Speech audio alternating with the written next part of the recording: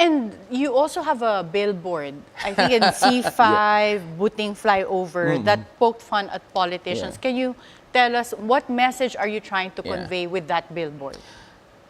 Honest to goodness naman yung billboard na yan eh. Una, patama yan sa mga politiko.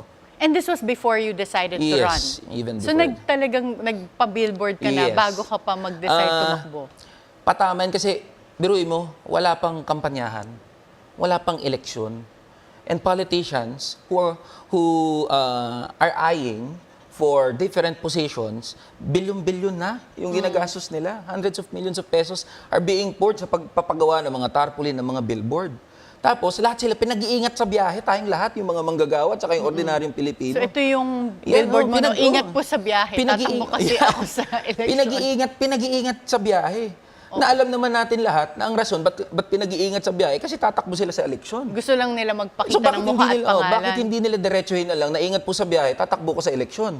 Kaya yung billboard na yan, yun, patama sa kanila mismo. But how did you afford this billboard? May- Sino naman ang Yan. nagpa-fund sa'yo? Sabi nung iba, may pera ka naman pala, Ellie. Hindi, yan, ano yan, pinag-ambag-ambagan yan.